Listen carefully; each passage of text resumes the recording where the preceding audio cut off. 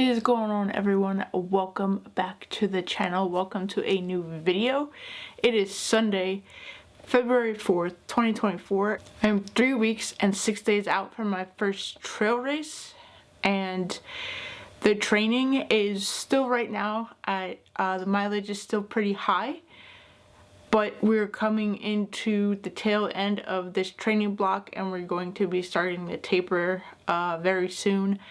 Last weekend I hit an 18-mile long run. Yesterday, the 3rd, I hit a 15-mile trail run, and then next weekend, the 10th, I'll be hitting another 18-mile trail run, and after that we're gonna be doing a 2-week taper. So the mileage is still pretty high. Body is feeling beat. The high mileage is definitely setting in, but I'm stoked. I'm excited for this trail race, and physically I know my body can go the 20 miles. So I'm very excited for race day. I don't think I've really talked or mentioned what my actual race is. So it's called the Naked Bavarian. And there's 2 options on race day. There's the 20-miler, and which I'm doing, and a 40-mile option. So there's two distances going on at the same time, and the race itself is actually happening about 10 to 15 minutes from where I live. It's on the same trail system that I've been running since summer of last year, so I'm very familiar with the terrain by now.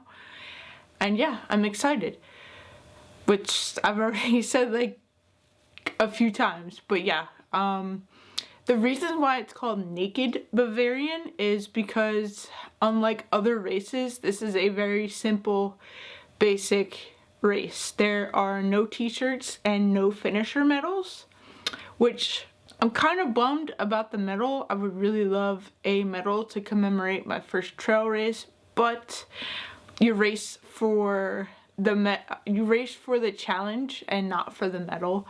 They will be giving away like a little memento type keepsake thing at the end. I'm not sure what that is. I'll find out once I cross that finish line.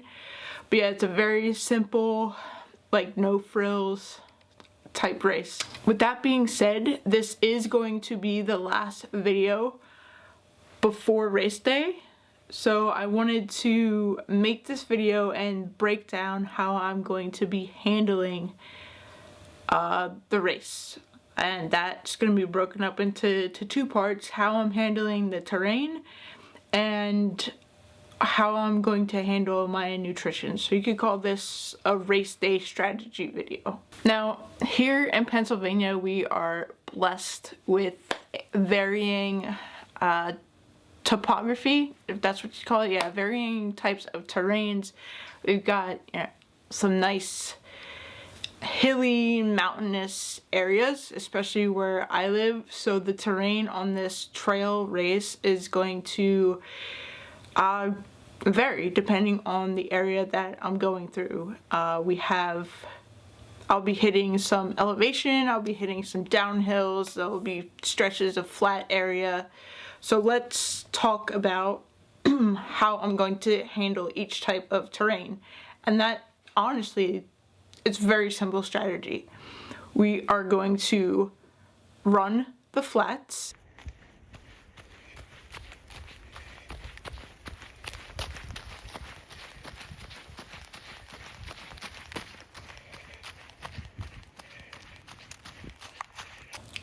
hike the uphills,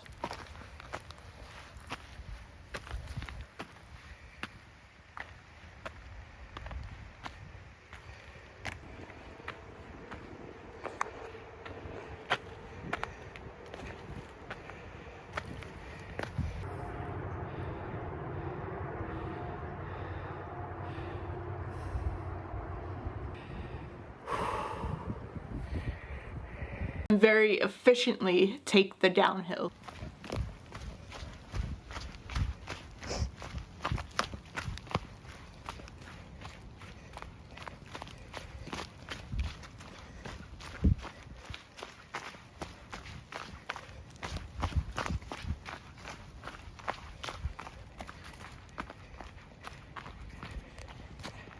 downhills. Now the downhills, you don't want to go gung-ho down the downhills. As fun as that is, and I've done it a couple of times way early, you know, before I really started prep.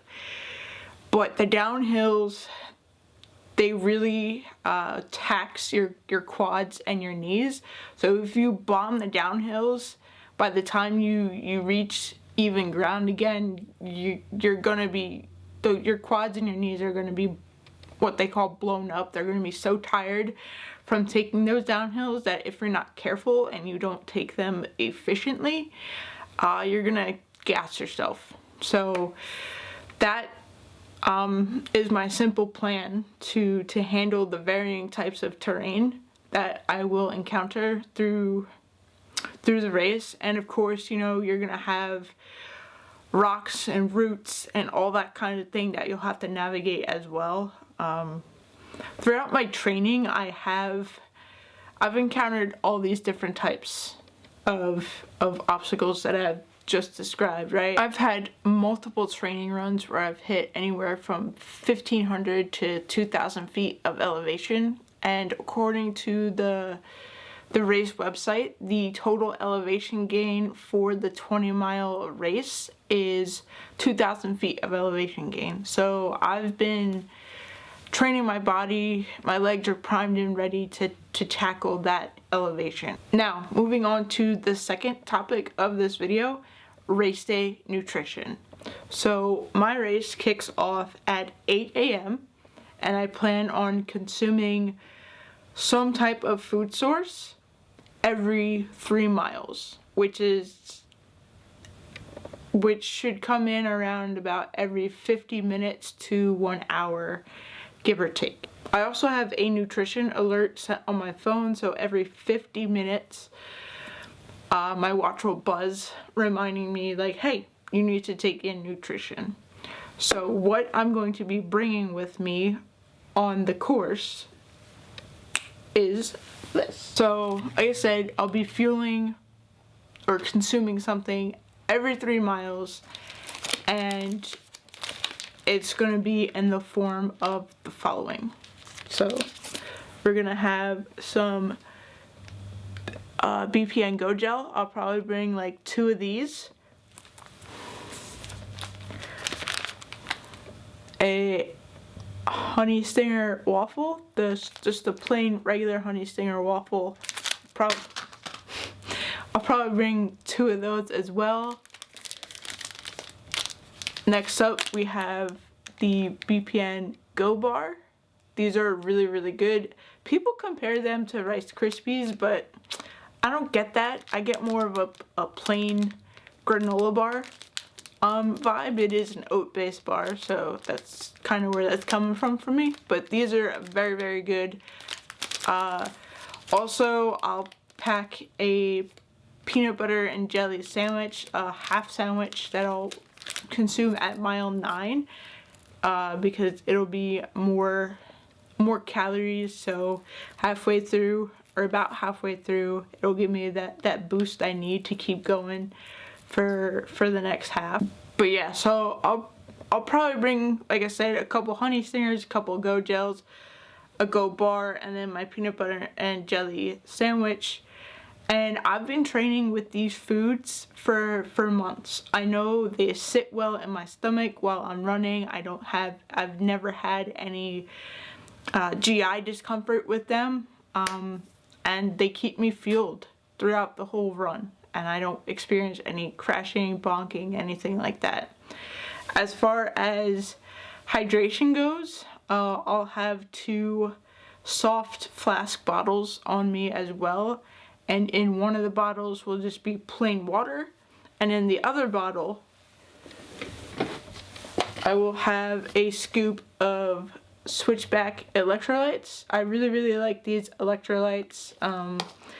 We've got 1,000 milligrams of sodium, 400 milligrams of potassium, so really good ingredient profile. Again, I've been training with this for months as well, so I know how it works with my body. And to carry everything, to carry all my food and to carry my hydration, I have this Solomon vest. This is the Advanced Skin 12.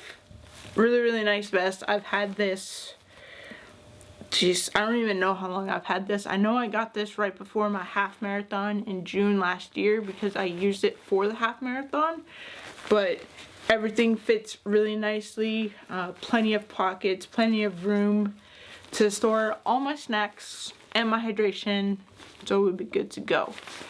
There will be multiple aid stations held throughout the course, so you know, if I need to grab water out there on the course as well, if I run out or something, or just don't want to take it from my flask, there is water available to me as well. My battery's gonna die, so let's do a quick battery change and we'll come right back.